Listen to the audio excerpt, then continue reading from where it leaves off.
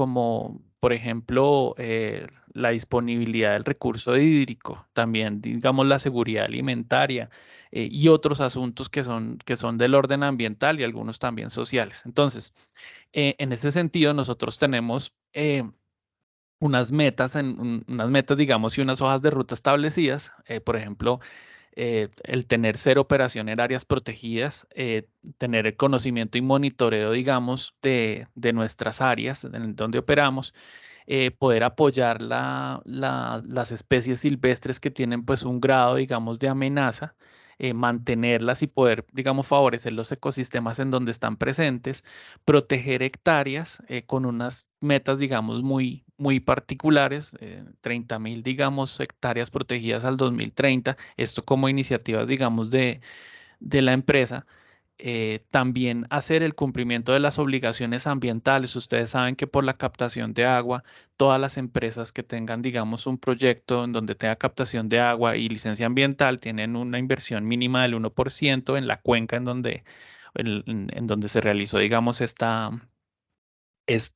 captación de agua, con unos parámetros especiales de la ley, obviamente, y otras cosas. También los temas de compensación, lo que les decía, los impactos que no se pueden evitar porque básicamente no es posible, digamos, del diseño y en la ejecución, pues tienen que ser compensados. Entonces también tiene, digamos, una gestión.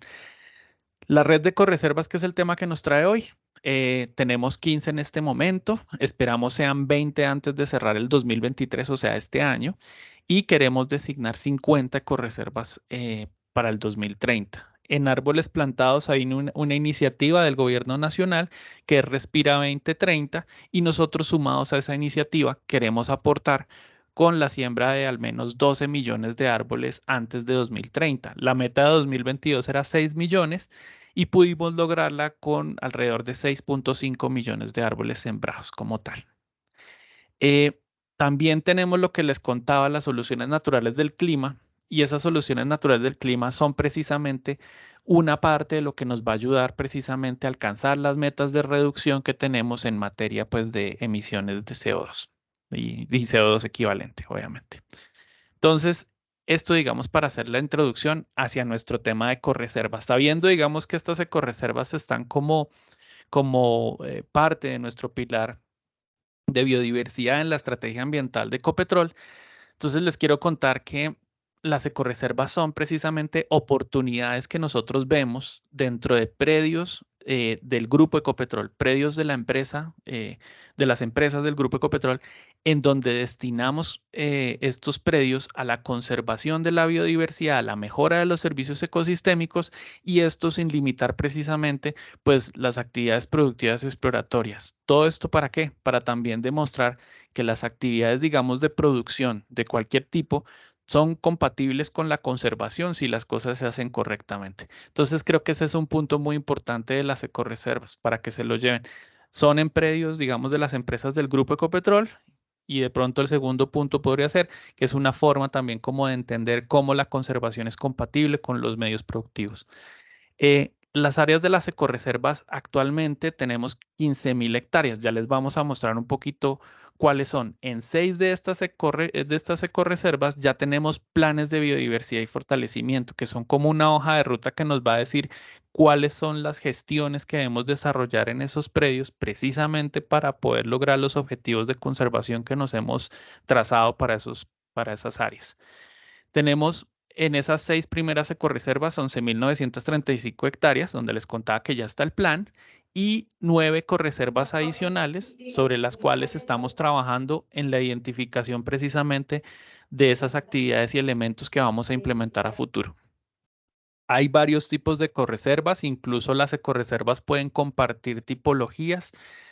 Hay ecoreservas en donde tenemos operaciones como tal, digamos, de perforación exploratoria o de explotación, producción de hidrocarburos y que también, digamos, pueden haber operaciones hacia el futuro programadas. Tenemos ecoreservas donde también tenemos procesos de restauración ecoreservas en donde por alguna razón se implementa un plan de restauración y también, digamos, hacen parte como de ese trabajo de ecoreservas. Y ecoreservas en donde pues hay un predio y digamos o hay una oportunidad, pero nunca fue usado de manera operativa ni tiene planes de ser usado de manera operativa, pero entonces esas ecoreservas pues obviamente pues no tienen una intervención tan alta y son pues otro tipo. Y por último está las ecoreservas que también puede ser, digamos, utilizadas para el cumplimiento de una obligación ambiental. Dígase usted, digamos, como el tema de una plantación forestal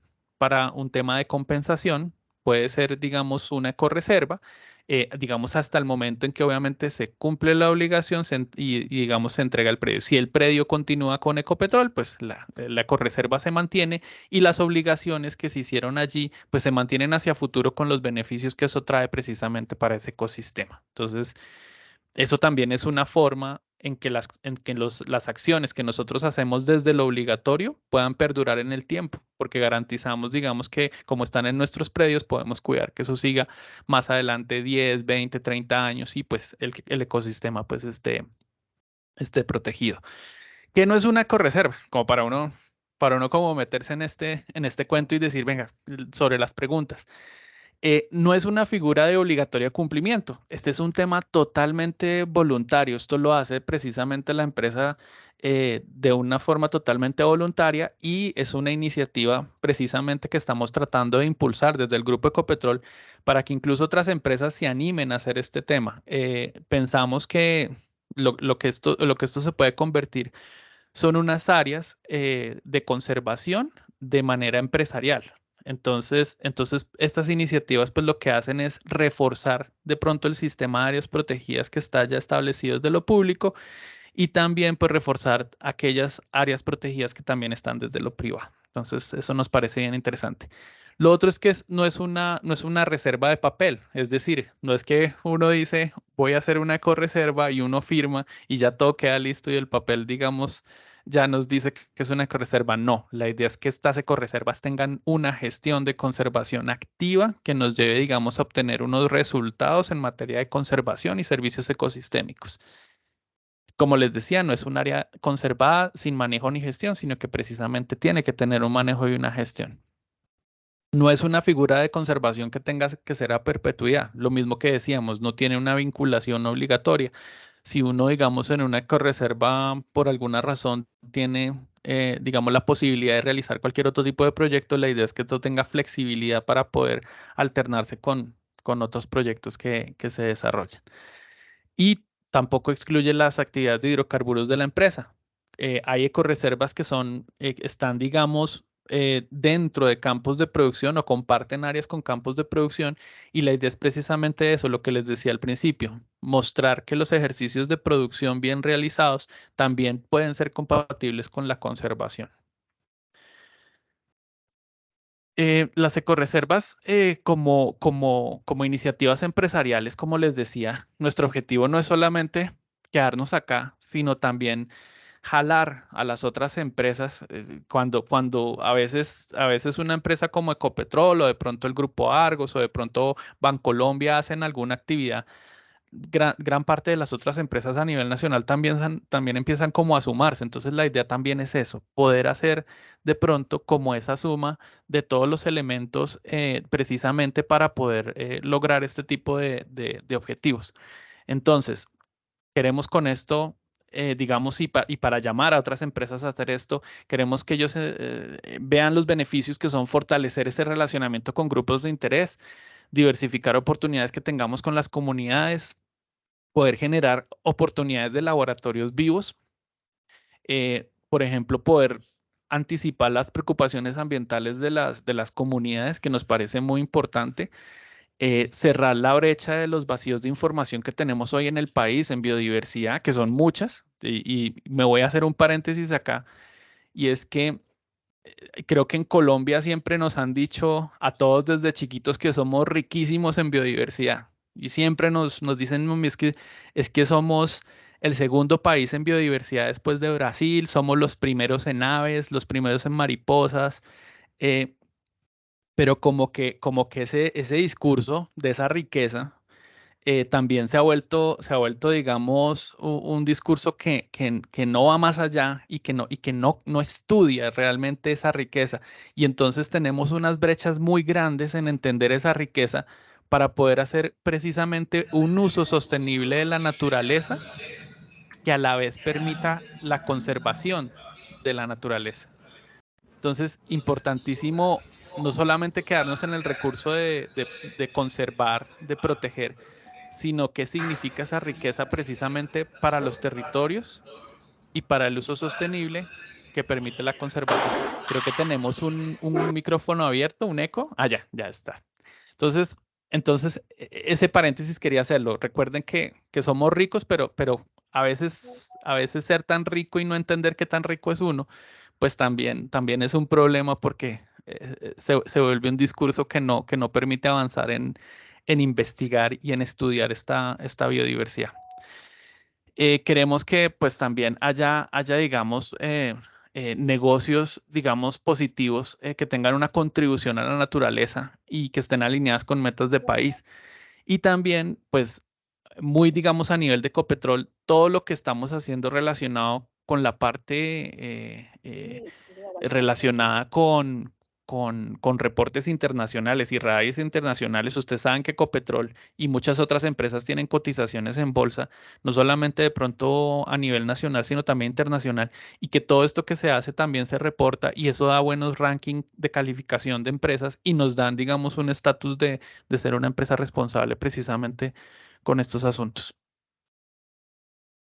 Esta imagen creo que es la que nos dice la foto de cómo estamos hoy. Entonces, esta es una foto muy, muy colorida de las ubicaciones en donde estamos hoy con las ecorreservas. Lo que les decía, las 15 primeras ecorreservas, aproximadamente 15.000 hectáreas y pues ustedes pueden ver de pronto el tamaño de las ecorreservas. Ahí la más grande está localizada en Puerto Gaitán, en el campo Rubiales, se llama La Danta y es una ecorreserva que tiene 10.000 hectáreas. 10.000 hectáreas es un área para los que tienen como la dimensión de los predios, esto es un tema gigante.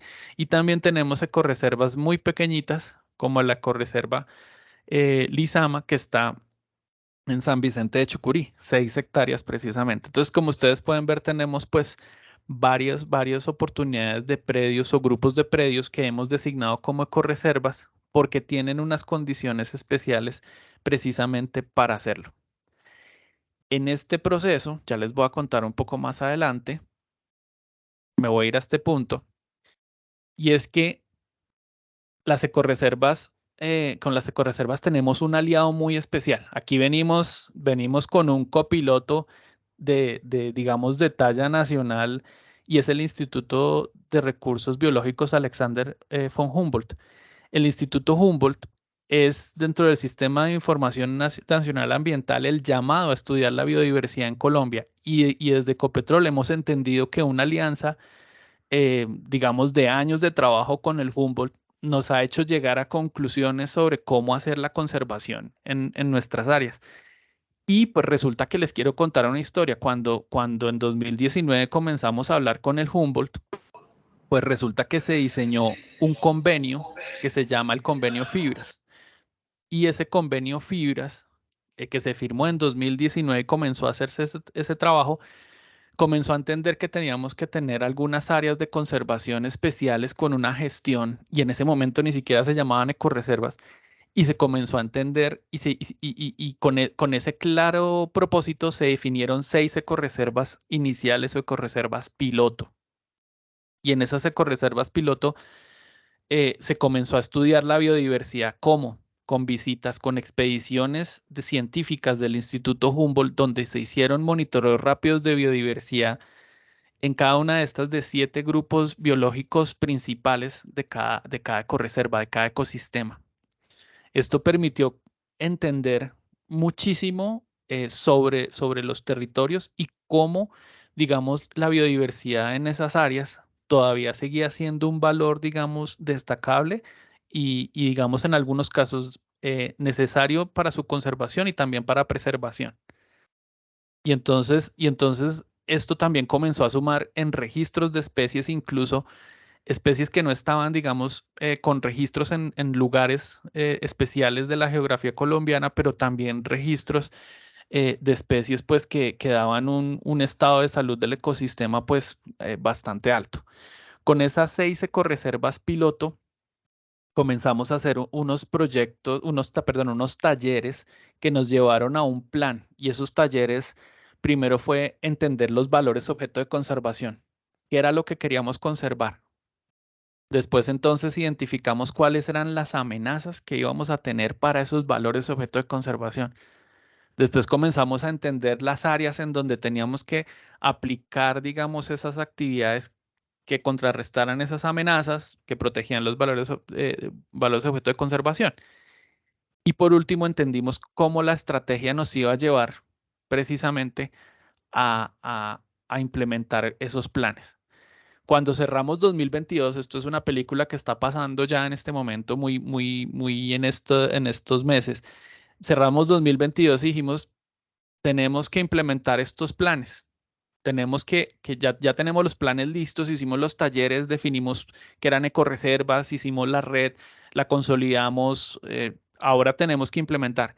Y resulta que se nos viene entonces para 2023-2025 en el corto plazo, comenzar a entender esos 6 primeros planes de biodiversidad y fortalecimiento, implementarlos con acciones en territorios y comenzar a entender cómo esa implementación va a resultar en esas primeras 6 ecoreservas. En el largo plazo, tenemos que seguir viendo iniciativas para sumar ecoreservas. Recuerden que tenemos una meta de tener 50 ecoreservas a 2030 y tenemos que entender cómo las ecoreservas nos aportan en biodiversidad, nos aportan en cambio climático, nos aportan en los radares internacionales y cómo también podemos generar oportunidades de financiación de la conservación en Colombia, que son, por ejemplo, hemos hablado de créditos de carbono todo el tiempo porque es lo que está más desarrollado, pero cómo podemos hablar de financiación por medio, por ejemplo, de créditos de biodiversidad, créditos de agua. En este momento no lo tenemos claro y no lo digo solamente en Ecopetrol ni en Colombia, sino en todo el mundo. Entonces, tenemos que participar de esa conversación. Aquí, digamos, en el Centro de Innovación tenemos como un conjunto de, de mentes, de ideas que puede ser bien interesante precisamente para abrir conversaciones sobre estas oportunidades que se tienen que ver, digamos, en materia de biodiversidad, agua y carbono. Aquí tenemos unas, como para que ustedes se ambienten un poquito en las ecoreservas, ya los espacios físicos de cómo es una ecoreserva. Ecoreserva La Tribuna, localizada en Neiva, Huila, muy cerquita de Neiva. Es una ecoreserva con una riqueza hídrica impresionante. Está cerca del campo San Francisco, inclusive algunos pozos quedan dentro de la ecoreserva. Tenemos pues un paisaje bastante interesante, gran cantidad de aves y cosas muy interesantes en esa ecorreserva, inclusive especies promisorias, precisamente como un fruto que todavía no se ha estudiado mucho, que es la Miconia tubulosa. Ese fruto es un fruto que puede ser una especie promisoria de pronto de un nuevo producto, digamos, para temas de bioeconomía y nos llama mucho la atención. Tenemos la ecorreserva El Tucán en Agua Azul Casanare. Esa ecorreserva rodea el CPF Cupiagua, o sea, donde se produce, digamos, hidrocarburos allá en Cupiagua, y es una ecorreserva que tiene, digamos, digamos, unas condiciones especiales para el avistamiento de aves por sus cuerpos de agua y por la presencia precisamente de aves que es bastante numerosa. Tenemos la ecorreserva La Danta, la del Campo Rubiales, que es bastante grande, el paisaje típico de Rubiales que los que conocen se ubican inmediatamente con ese moriche y con esa altillanura. Y pues es básicamente una ecorreserva gigante que tiene su nombre precisamente por un mamífero que todavía se encuentra allá, que es la anta. Eh, Tenemos la ecorreserva Asa La Guarupaya en Acacías Meta, una ecorreserva que permite precisamente a la operación del Campo Castilla hacer reuso de aguas y después de un tratamiento, precisamente poder hacer el uso de esta agua para temas de producción agrícola. Entonces es bien interesante porque es un piloto único, yo diría, y que lo viene haciendo precisamente esta regional desde hace muchísimo tiempo y que pues en este momento se vuelve también parte de la narrativa de la Ecoreserva, precisamente pues por esta capacidad y este recurso hídrico. Tenemos la Ecoreserva Centenario La Pacora, que se llama Centenario precisamente porque cumplía el centenario cuando se estaba nombrando la Ecoreserva cuando no me acuerdo cuándo fue que cumplió los 100 años, creo que fue hace 1 o 2 años, y precisamente por eso se decidió conmemorar pues ese centenario, ese cumpleaños, digamos, de la Ecoreserva con ese nombre. Esa ecorreserva es bien interesante porque está muy cerca de la ciudad de Barrancabermeja, tiene 390 hectáreas y además está muy cercana del distrito de manejo integrado de la Ciénaga de San Silvestre. Entonces es bien interesante como esa comunicación que tiene con ese otro ecosistema que también tiene una gestión de conservación. Y por último está pues la ecorreserva Isla 4, que se llama precisamente hoy como tal La Doncella, que es un pececito que habita precisamente ahí en esas aguas, y es una isla en medio del Magdalena. Entonces es 197 hectáreas, pero ustedes se pueden imaginar una isla en medio del Magdalena con un ecosistema tan particular que esa condición le da para hacer una ecorreserva. Entonces, esas 6 ecorreservas de las que estamos hablando, estas Tribuna, Tucán, La Danta, Asa la Guarupaya, Centenario de la Pacora y La Doncella, son las 6 ecorreservas donde les contaba yo que vamos a hacer la implementación que se nos viene precisamente para este 2023. Tenemos otras ecorreservas que también están en estudio, pero que hasta ahora iniciamos y que son ecorreservas donde ya no solamente está Ecopetrol, sino que ya se nos sumaron empresas del grupo Ecopetrol. Entonces, en estas ecorreservas tenemos la ecorreserva Mansilla, que es de Zenit, queda aquí cerquita, Facatativá, Cundinamarca, cerquita digo yo porque estoy aquí ubicado en Chía. En Ecoreserva Tocancipá, aún más cerca aquí, en Tocancipá, Cundinamarca. Y tenemos una ecorreserva bien al norte en el Caribe que se llama San Antero, en San Antero, Córdoba, que es precisamente de otra empresa del grupo que es Oleoducto Bicentenario. Entonces ya tenemos CENIT, Oleoducto Bicentenario y esta ecorreserva PI que es de Copetrol. Entonces ya estamos sumando, adicional a lo que ya tenía Ecopetrol de las 6 primeras ecorreservas, ya van sumando, pues al proyecto se van sumando otras empresas con otras oportunidades. De todos estos estudios, digamos que yo les podría contar muchísimas cosas. De esto salen registros de especies, salen reportes, salen informes, salen material audiovisual increíble. Pero yo creo que si ustedes se llevan estas cifras de lo que hemos encontrado hasta ahora, de lo que se ha estudiado, digamos que son 2.439 especies registradas en las ecorreservas. Esto ha cambiado, digamos, el número de registros que tenemos a nivel regional y a nivel país de muchas especies. También hemos encontrado que de estas especies 100 son endémicas de Colombia. Eso quiere decir que solamente están pues, en Colombia, solamente, incluso a veces son endémicas regionales, es decir, que solamente son de Colombia, pero adicionalmente son de esa región particular y no están en otro lado. 14 están amenazadas de extinción según criterios nacionales y 17 están amenazadas o en algún, digamos, criterio de amenaza internacional. Entonces, creemos que realmente la biodiversidad que se está tratando de proteger precisamente con estos ejercicios de conservación tienen una mella, tienen un efecto positivo inmediato, digamos, en esta pérdida de biodiversidad que tenemos actualmente por muchos factores, de muchos factores, digamos, que algunos conocen. De pronto aquí para contarles nuestros objetivos, digamos, como muy rápidamente, sería, nosotros queremos tener, como les decíamos, 30 ecorreservas designadas en el 2025. Queremos tener 20 planes de biodiversidad y fortalecimiento elaborados en el 2025, que era lo que les decía, que son los planes para entender qué es lo que vamos a implementar en cada ecorreserva para conservar esa biodiversidad. Y también queremos en 2025 haber iniciado la implementación de 10 planes de biodiversidad y fortalecimiento, es decir, tener gestiones claras y contundentes para la conservación en esas áreas. Sobre los planes, digamos, de biodiversidad y fortalecimiento, quiero contarles que eso, digamos que es como un modelo que se aplica, o sea, lo que se va a hacer en cada ecorreserva podría ser, digamos, resumido en esto: monitorear los valores objeto de conservación, entender cómo están ahora y cómo van a estar a futuro y si eso genera un impacto. Tener monitoreo participativo, es decir, no llegar a trabajar, digamos, a las áreas a recoger información, sino precisamente trabajar de la mano de las comunidades, precisamente con, digamos, de alguna forma el conocimiento de las academias, pero también el saber tradicional y compartir ese saber tradicional. Entonces, eso es muy importante para nosotros: rehabilitar ecosistemas naturales, énfasis en ecosistemas muy amenazados de pronto en Colombia, como ustedes lo han escuchado, de pronto el bosque seco, los morichales, desarrollar viveros en algunos casos, apoyar a la iniciativa de Respira 2030, habilitar turismo académico y científico y poder también contar la historia de cómo la producción de cualquier tipo de producción, no solamente hidrocarburos, sino los sistemas productivos tradicionales, pueden ser compatibles con la conservación. Y no es una disyuntiva, es un tema que tiene que ir de la mano.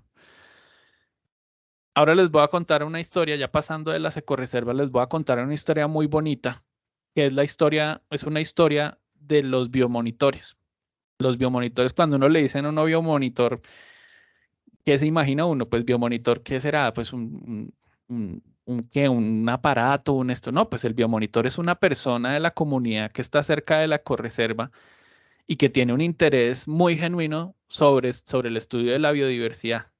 Y como ese tema es de pasión, el tema de observar la naturaleza es de pasión, pues resulta que las personas que han deseado tomar ese camino y que están trabajando con nosotros desde la biodiversidad para el estudio de esta, pues se están vinculando a este programa de biomonitores. Y tenemos dos programas de biomonitores en este momento. Uno que está recién acabando, que es el programa de biomonitores de la Tribuna, que duró 20 meses. Terminó más o menos en 2023 a inicios, pero pues básicamente estaba programado hasta 2022, pues llevarlo, y el cierre, digamos, fue como al inicio de este año. Fueron vinculados en total 7 biomonitores y 18 estudiantes de pregrado y de maestría de diferentes universidades. En el segundo programa, que está hasta ahora comenzando, que es en Azala Guarupaya, en el Meta, tenemos entonces 4 biomonitores y 10 estudiantes vinculados en este momento. Y la idea es que en este proceso la academia se sume con el saber tradicional, precisamente para generación de conocimiento científico. Aquí, aquí todo lo que sale, digamos, de este tipo de estudios adicional a la información es capacidad tanto en territorio y capacidad también, digamos, de investigación. Y la idea es apoyar precisamente esas líneas de investigación de esa riqueza de la que yo les hablaba, esa riqueza natural que siempre nos dicen que está, pero que no la entendemos bien. Entonces, la idea es precisamente con esto impulsar esa iniciativa de recoger información sobre esa riqueza natural que tenemos en los territorios. Esto no solamente toma información de registros de especies, sino también tiene información genética sobre secuencias genéticas de animales que nunca han sido, digamos, nunca han tenido de pronto un registro, eh, un código de barras, digamos, de su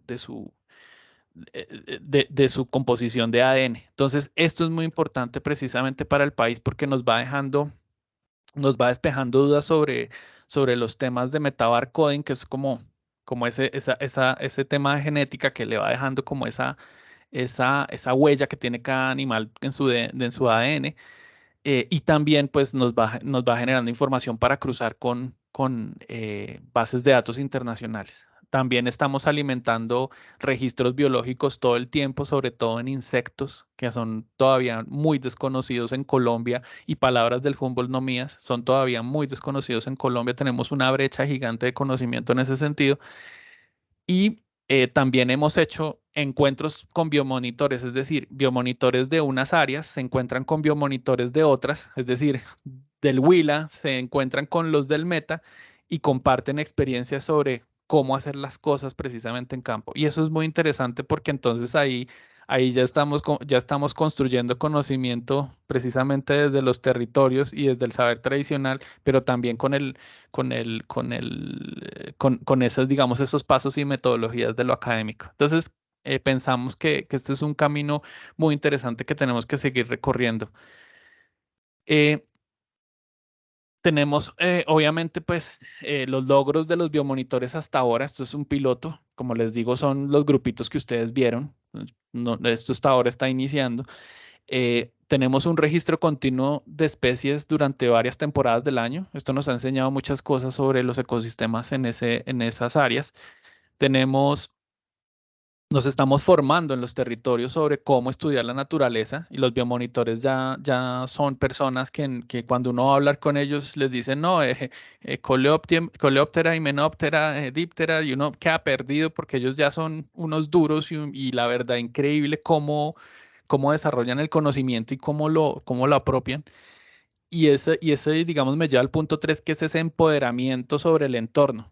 Y digamos, en palabras de un biomonitor que me dijo, pues decía precisamente en un video y nos contaba, mire, cuando uno está en campo y ve de pronto unos árboles y un bosque y ve un monte, pero cuando uno es biomonitor y comienza a entender la biodiversidad y comienza a observar, se da cuenta que no es un monte, se da cuenta que es un área llena de vida, un área llena de biodiversidad. Entonces, la percepción cambia totalmente y ese es, digamos, un valor que nosotros hemos visto. Los biomonitores han hecho en conjunto con estudiantes publicaciones, digamos, sobre mariposas, sobre mamíferos, sobre, bueno, en fin, varios tipos de, de especies, digamos, en este momento. Y pues creemos que eso también, ver las colecciones de los biomonitores digamos, expuestas en Villa de Leyva, en el Instituto Humboldt, o tener estas publicaciones realizadas por biomonitores, pues cambia, digamos, la percepción sobre lo que estamos haciendo. Les voy a presentar un cortico video que me parece que es muy importante, precisamente sobre biomonitores. Lo que no me acuerdo es si esto está habilitado el sonido. Ah, no, ya lo habilito. Entonces, vamos a ver este video que me parece muy importante para que los biomonitores pues les cuenten de qué se trata este tema.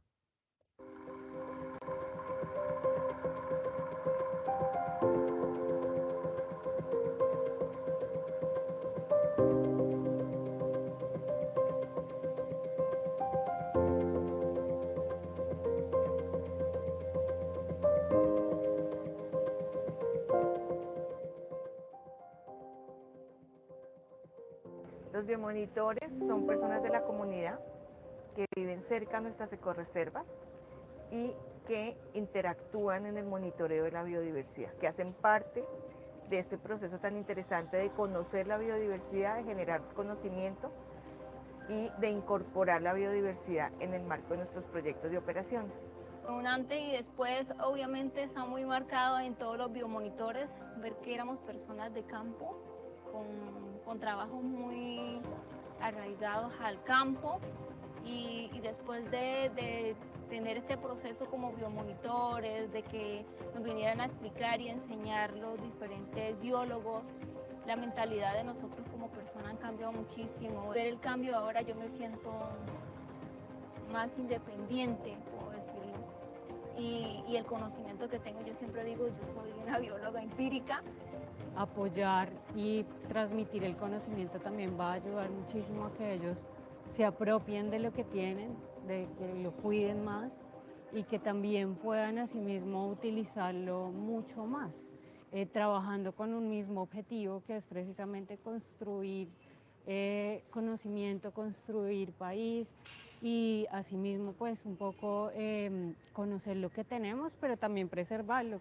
Para Ecopetrol el programa de biomonitores es un primer piloto donde estamos generando este monitoreo comunitario de la biodiversidad, donde estamos viendo que es posible tener una interacción con las comunidades cercanas a las ecorreservas y que ellas a su vez fortalezcan este monitoreo con estudiantes de pregrado, de posgrado, pero más allá es de cómo ellos se educan y están en un proceso de educación ambiental. Destruir un espécimen, un insecto, pues porque simplemente no era de su agrado o porque le parecía feo, porque le tenía miedo, creía que era peligroso. Ahora saber que ese insecto está en la naturaleza por algo, que cumple un papel importante en la biodiversidad, en una cadena que puede ser alimento, como puede ser controlador biológico, como puede ser depredador de otros insectos mucho más pequeños que para muchos pueden ser plagas, para cultivos, fue maravilloso. Eso nos abrió los ojos, una ventana enorme de conocimiento. También va a permitir que en la región ese conocimiento se quede, y no solamente con el biomonitor, sino en sus familias, que es donde se empieza un poco a regar el conocimiento y a empezar a proteger todo lo que tienen a su alrededor. Y eso, lo más importante es la transformación que hay detrás de cada una de estas personas, ¿cierto? Porque cada uno de ellos empieza a entender mucho más como su territorio, el ecosistema en donde están trabajando, apropiarse, generar transformaciones incluso para su familia, que hacen que se apropien mucho más como de esa conexión con la naturaleza que muchas veces se ha perdido en muchas zonas del país. Entonces creo que eso es lo más bonito que uno ve aquí, cómo esto se vuelve parte de su vida, parte de su esencia, y posiblemente si el proyecto no sigue, ellos sí seguirán, pues porque ya tienen la pasión y el conocimiento para poder continuar en este proceso. A lo mejor algunos de ellos serán más adelante biólogos o tendrán esa posibilidad de seguir siendo investigadores, y eso ya pone pues como a estas personas en un nivel diferente para oportunidades en su vida.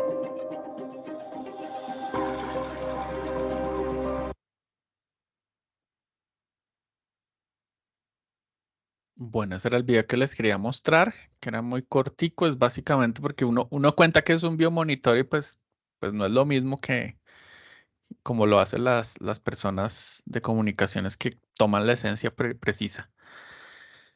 Un tema muy importante, y es para nosotros un proceso de evaluación continuo, es el carbono de las ecorreservas. Es una pregunta que siempre surge y que siempre estamos tratando de entender. Hace un tiempo, más o menos en 2019-2020, se realizó un estudio con The Nature Conservancy, TNC, en el cual tratamos de evaluar cuál era el potencial de todas las ecorreservas para poder hacer compensación de carbono o absorción de captura de carbono. Entonces, sobre ese análisis tuvimos resultados en donde nos decían, mire, este tema no es viable porque resulta que las condiciones de las ecorreservas, al estar tan dispersas en el territorio, al tener algunas un área pequeña, otras un área más grande, otras tener de pronto algunas obligaciones ambientales en curso y otros temas, pues digamos como que descartaron en su momento esa posibilidad. Actualmente, y esto es reciente, un estudio nos dijo precisamente con South Pole, que es un aliado nuestro que nos ayuda precisamente en este camino de descarbonización, nos dijo, miren, tienen posibilidades de pronto sobre proyectos que tengan procesos de aforestación, reforestación y revegetación en algunas áreas, pero tendrían que también entender cómo son los costos precisamente para poder llevar ese carbono de una idea a un carbono muy juicioso, muy estudiado, donde uno pueda decir, oiga, sí, aquí hay una captura de carbono. Porque recuerden que el carbono tiene que ser todos los temas de créditos de carbono, lo que se va a generar en temas de agua, en temas de biodiversidad, tiene que ser muy juicioso, muy medido, muy bien justificado, porque precisamente si no, cualquier tipo de estos procesos pues pierde toda la reputación y eso puede ser también grave para todos. Entonces, pensamos que lo tenemos que hacer con mucho cuidado, tenemos que estudiarlo con mucha calma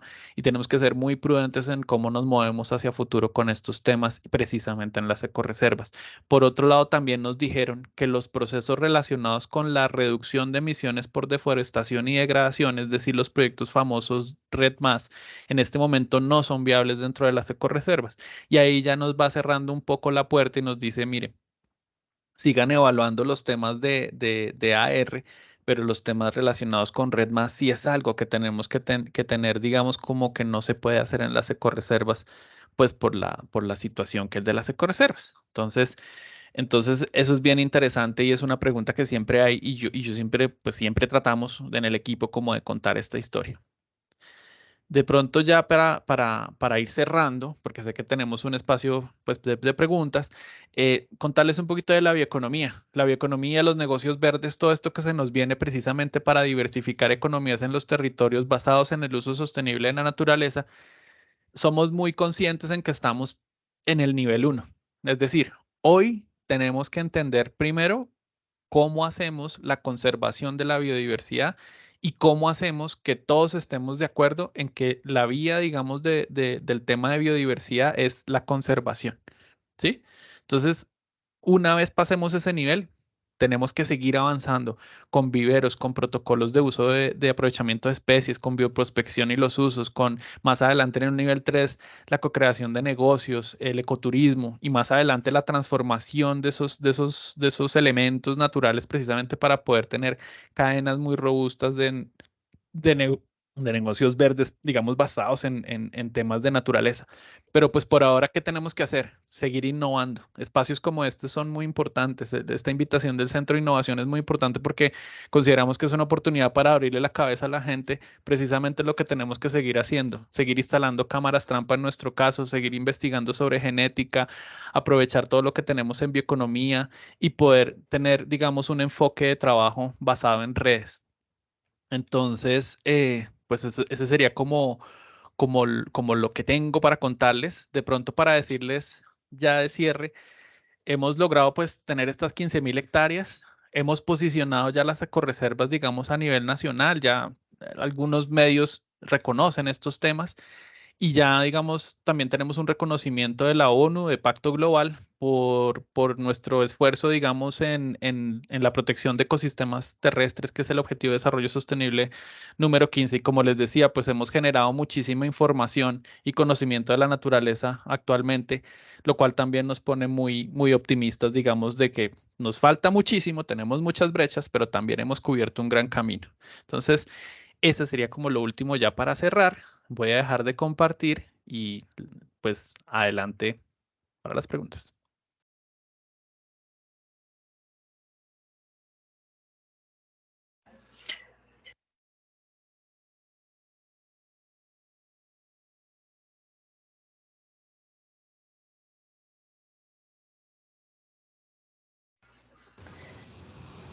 Bueno, es la conclusión. Hemos aprendido sobre la importancia de las ecorreservas para la protección del medio ambiente y la sostenibilidad del medio. Nos damos paso a las preguntas. El primero que levantó la mano fue el señor Mario. Señor. Muchas gracias, Diego. Mi pregunta es, ¿para nuevas reservas existe la posibilidad de vincularse a la iniciativa? Gracias. Sí, tenemos en este momento de las ecorreservas, son solamente, digamos, en predios de las empresas del Grupo Ecopetrol, es decir, lugares en donde nosotros tengamos, pues, propiedad, digamos, como tal de las oportunidades. Entonces, en este momento como tal, no hay, digamos, una alternativa para vinculación de predios ajenos a los que tenga propiedad de Ecopetrol, porque se trata de aprovechar precisamente las oportunidades actuales que tenemos en el grupo empresarial. Sería interesante pensar en un espacio de interlocución con otras reservas, ¿o es únicamente una iniciativa de Ecopetrol y ya? Yo creo que tenemos mucha tela para cortar relacionada con los aportes, digamos, las iniciativas privadas para la conservación basada en áreas. Creo que sería, digamos, sé que el Instituto Humboldt en este momento está tratando de establecer una agenda sobre las áreas de conservación empresariales, que son las áreas, digamos, donde ya están como tal tratando como de registrar esas iniciativas de las empresas para tener áreas, digamos, de esta naturaleza. Y por otro lado, entiendo también que existen mecanismos actuales para que personas naturales o personas jurídicas puedan sumarse de pronto como mecanismos como las reservas naturales de la sociedad civil, que también son iniciativas que uno se puede ir sumando. De hecho, los mecanismos ya existen, sino que este es una nueva iniciativa que es precisamente, digamos, para abrirle como el campo hacia las empresas. Entonces, creo que es como un conjunto de de áreas, que son, digamos, la conservación basada en áreas, pero de distintas fuentes y que se tiene que comenzar a comunicar como bien lo dices. Sí, sí, de hecho lo digo por participar en una reserva. Participo en una reserva de la sociedad civil de 70 hectáreas. Y pues interesante mucho, la transferencia de conocimiento es muy valiosa, como el modelo, el esquema que tienen. Digamos que muchas veces a nosotros desde la sociedad civil nos falta pues la capacidad de metodológica. Yo tuve un apoyo de una empresa que se llama Bioenergy porque colindaba con nuestro predio y nos dieron caracterizaciones y elementos, pero sí es importante, voy a mirar como la iniciativa del Instituto Humboldt que mencionas, para ver si a partir de esa iniciativa podemos interrelacionarnos con ecoaldeas, con ecoreservas. Gracias.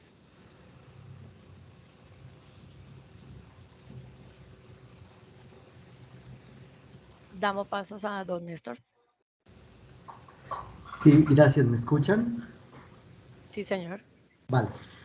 Ven, me interesa mucho preguntar sobre la ruta para el montaje de negocios. La Orinoquia como un todo es una región muy especial en el planeta. Tenemos un territorio con una topografía, un clima muy especial, con baja densidad poblacional y pues con una economía extractiva. Esta ruta de conocer nuestra biodiversidad y nuestra oferta ambiental en general, que viene atravesada por esa economía, tiene un reto muy grande en el Centro de Innovación y es liderar y dar línea en una ruta de ocupación del territorio con una nueva economía del valor agregado basado en agroindustria, en turismo de diferentes tipos, de naturaleza, científico, etcétera. Pero nos estamos encontrando con un crecimiento migratorio y demográfico muy complicado, inmanejado. Casi que las necesidades básicas de la población, que llega a 1 millón de habitantes aproximadamente, ya está colapsando. Se está metropolizando el área Guamal, Cumaral, estamos abriendo vías, la marginal de la selva, se propone la vía transversal del Pacífico. Es decir, es un contexto muy complicado que pone en riesgo esa esquina única del mundo en términos de biodiversidad. Cómo este centro de innovación muy nuevo, patrocinado por varios aliados, operado por la Universidad Santo Tomás y apoyado por Ecopetrol, con una línea muy clara en temas de protección del medio ambiente, puede generar una línea realmente mandatoria para el desarrollo futuro en una perspectiva yo pensaría no de largo plazo, de mediano plazo, para que el crecimiento demográfico, los procesos migratorios puedan ser más ordenados y no pongan en riesgo la biodiversidad. En algún momento se hablaba que este territorio es un predesierto si no se cuida bien. El cambio climático ya es extremo en algunas épocas del año, pero obviamente la mano del hombre, de manera desordenada que entre, pues nos va a poner en problemas frente a nuestra biodiversidad. Entonces, ya con la experiencia que tiene Ecopetrol en unas ecoreservas, casi que diría yo, ¿cómo manejar a toda la Orinoquia como una gran ecoreserva? Entonces, esa es como la pregunta, doctor Diego, y mil gracias por la presentación. Sensibiliza mucho. No, muchas gracias, Néstor. Muy generoso tus palabras. Yo creo que es un tema en conjunto, ¿no? Digamos que el Centro de Innovación, y hablo, digamos, como tercero, porque también me sumo al Centro de Innovación. Yo soy, digamos, una partecita de un esfuerzo, digamos, en Ecopetrol, pero creo que el Centro de Innovación nos va a aglutinar precisamente a todos. Entonces, yo creo que el Centro de Innovación lo que mejor puede ofrecer es ciencia. Nosotros tenemos, yo siempre creo que las decisiones del Estado, de los gobiernos locales, de las empresas, todos tiene que estar basada en ciencia. Entonces, pensaría que en una sociedad, digamos, donde uno siga respetando la ciencia para la toma de decisiones acertada, creo que nos puede ayudar muchísimo. Entonces, creo que el Centro de Innovación, y diría que nuestro llamado es precisamente a entender esas problemáticas y formular buenas preguntas de investigación para poder avanzar sobre eso y precisamente generar conocimiento que permita a los tomadores de decisión hacerlo correctamente. Es decir, ahí ya vamos, entonces creo que es un tema de políticas públicas, de gobiernos locales, de empresas, de comunidad, pero creo que nuestro digamos, trasladándole un poco también la pregunta al Centro de Innovación, pero diciéndole, creo que ese sería el enfoque, generar buen conocimiento para la toma de decisiones. Creo que ese es nuestro llamado. Claro que sí, Diego. Damos paso a Rodrigo Velosa.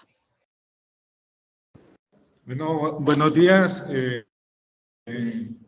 Rodrigo Velosa, docente de la Facultad de Ingeniería Ambiental de la Universidad Santo Tomás en la sección Villavicencio.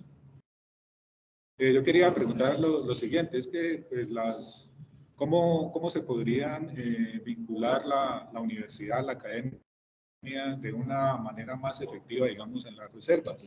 No solamente pues como estudiantes, tesistas, como visitantes de las ecoreservas, sino de alguna manera cómo le podrían aportar de manera más concreta a las metas, al cumplimiento de las metas de las diferentes ecoreservas. Sí, creo que son inquietudes incluso que a nosotros también nos están asaltando hoy sobre la forma en que estamos planeando e implementando. Hemos tratado con el Instituto Humboldt de hacer un trabajo muy juicioso de reconocimiento de todos los grupos de interés a nivel local, donde tenemos localizadas las primeras 6 ecoreservas y entender cuáles podrían ser los mejores aliados y también los mejores aliados para qué, ¿cierto? Entonces, en ese ejercicio, pues estamos todavía definiendo muchos aspectos sobre la implementación y pues creo que digamos, como nuestra línea de trabajo siempre nos ha llevado a entender qué es lo que debemos hacer, las acciones que debemos implementar y de ahí precisamente comenzar a entender con esas digamos, disponibilidades o ofertas, digamos, de grupos de interés y de entidades que están de pronto en este mismo camino, pues precisamente poder hacer una correcta selección de esos aliados que nos van a acompañar en esta implementación. Pero creo que es un tema que siempre, o sea, la academia tiene que estar por lo menos desde la parte de investigación vinculada. Y eso, digamos, sí sabemos que es una premisa, digamos, para nosotros.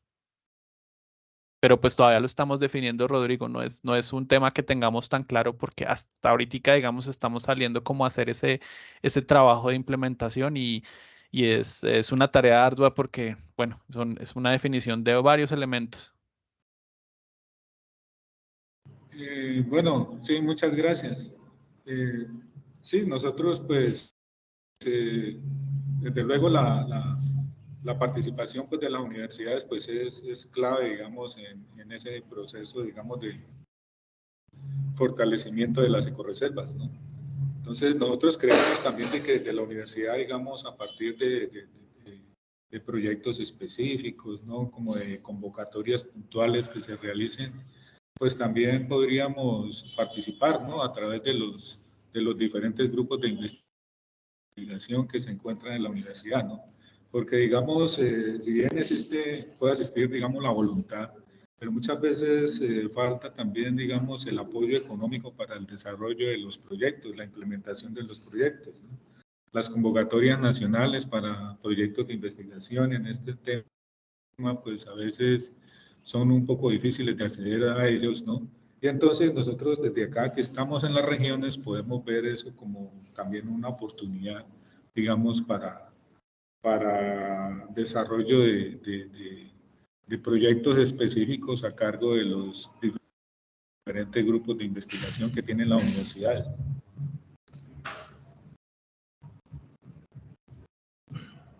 Ok. En el chat, Daniela Rey nos dice, Muchas gracias, Diego. Una gran iniciativa. Quisiera saber si estas ecoreservas serán gestionadas solamente por la empresa o hay alguna estrategia de gobernanza participativa con actores, digamos, como la comunidad. Sí, en esto, digamos, de gobernanza, tenemos varios tipos de gobernanza. Hay gobernanzas compartidas, hay gobernanzas, digamos, con grupos de interés y hay gobernanzas, pues, desde lo privado. Al ser, digamos, estas iniciativas, pues, obviamente, primero, estar en un estado como piloto, como tal, y también, pues, ser en predios o, digamos, en lugares en donde hay titularidad de pronto de Ecopetrol. Nosotros en este momento consideramos que es una gobernanza pues dirigida obviamente por el grupo Ecopetrol, pero obviamente con participación precisamente de todos los grupos de interés. Entonces creemos que ese es el modelo por ahora y pues para este tipo de acciones de conservación basado en área de una empresa, precisamente. Ese sería como el modelo. Bueno, hasta acá llegó nuestra conferencia de Ecoreservas. ¿Hay otras dudas, otras inquietudes? Bueno, Diego, de antemano, te damos las gracias, el Centro de Innovación y Emprendimiento Mental, por la conferencia muy clara. Esperamos tenerte en una próxima ocasión. Hasta luego. No, a ustedes muchas gracias al Centro de Innovación y a todos los que se conectaron y muchas gracias pues por este espacio y pues espero haber dejado un mensaje pues sobre este tema y yo creo que bueno, esto es un tema de largo aliento, entonces seguramente nos vamos a encontrar más adelante con todos. Entonces, bueno, desearles un feliz día. Bueno, Diego, muchas gracias. Hasta luego.